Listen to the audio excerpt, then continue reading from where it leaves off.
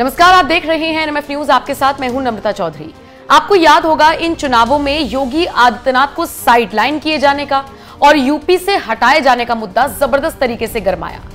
जैसे ही केजरीवाल जेल से बाहर आए थे, 21 दिन की उनको जमानत मिली थी, उसके बाद उन्होंने ये बड़ा ऐलान किया था और देखते ही देखते मीडिया से लेकर सोशल मीडिया तक के गलियारों में ये खबरें तेजी से वायरल होने लगी थी कि योगी आदित्यनाथ को हटा दिया जाएगा, यूपी के सीएम पद से उनको पूरी तरीके से हटाया जाएगा, उनके हाथ से पावर ले ली जाएगी। हालांकि बहुत सारे बयान केजरीवाल ने और भी दिए थे जिन पर अमित शाह ने आगे आकर सफाई दी, लेकिन योगी आदित्यनाथ के नाम पर किसी ने कुछ नहीं कहा।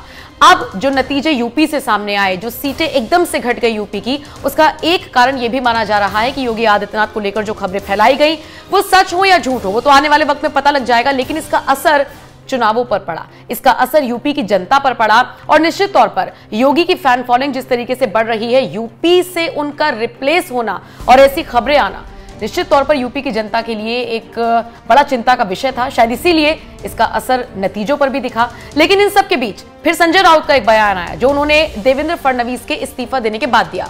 उन्होंने कहा कि देवेंद्र फडणवीस के बहाने यूपी के सीएम पर दबाव बनाया जा रहा है और इसी कड़ी में खुद को किसानों का सबसे बड़ा हितैषी बताने वाले राकेश टिकैत ने भी एक बयान दिया है।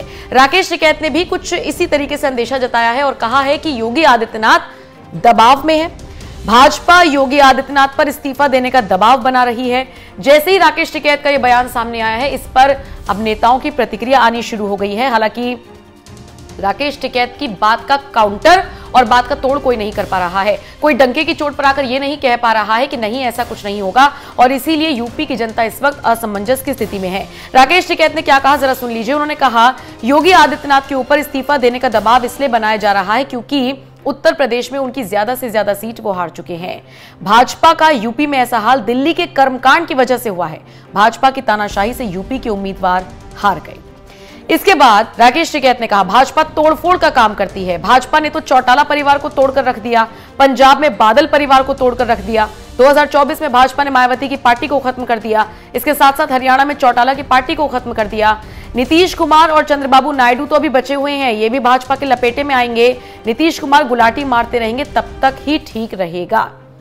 इसके अलावा राकेश टिकैत ने कहा, अगर यूपी में योगी की सरकार आती रही तो योगी आदित्यनाथ को 2034 में पीएम बनाने का प्लान हुआ है।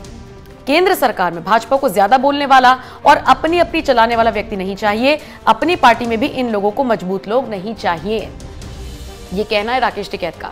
यानी दोनों बातें कह रहे हैं। एक तरफ जो आंकड़ा घटा है सीटों का यूपी में, उसकी वजह से योगी को हटाया जाएगा, ये कहना है टिकैत का, और दूसरी तरफ कहते हैं कि अगर सरकार आती रही, यानी मान लीजिए 27 में भी अगर इसी तरीके से प्रचंड जीत हुई योगी आदित्यनाथ की और वो मुख्यमंत्री बने, तो हो सकता है आने वाले वक्त में यानी 34 के लिए प्लान किया जा रहा है कि उनको प्रधानमंत्री बनाया जाएगा। बहरहाल राकेश टिकैत की इस भविष्यवाणी पर, इस टिप्पणी पर अब आप क्या राय रखते हैं? कमेंट करके अपनी राय हमें जरूर दें। पैरों में, घुटनों में, हाथों में, जोड़ों में, सब कमर में सब दर्द था। वो डॉक्टर ने बोला कि गद्दे भी लेट हो गए तो कभी उठ नहीं पाओगे। अठे बैठ जाती, लेट जाती तो फिर वापस नहीं खड़ी हो पाती थी। कितने महीने आप इस बेड पे रहे? 7 महीने तक पड़ी रही मैं। ऐसे नहीं हो पाता था, ऐसे नहीं होगा तो दूध नहीं निकलेगा, तो वैसे तो ऐसे रहती थी। 5 महीने पहले जब आप बिस्तर पे थी ये कर पा रही थी? अरे मेरे को तो किसी ने सहारा दे दे के उठा के खाना खिलाते थे। जो काम मैं नहीं कर पाती थी ना, वो ही करके दिखाऊंगी। ये लगभग कितने किलो की होगी? ये 35 के कम नहीं है। तो आप देखिए ये गठरी कितनी भारी है। डॉक्टर ने तो आपको वजन उठाने के लिए मना कर दिया था। हकीम साहब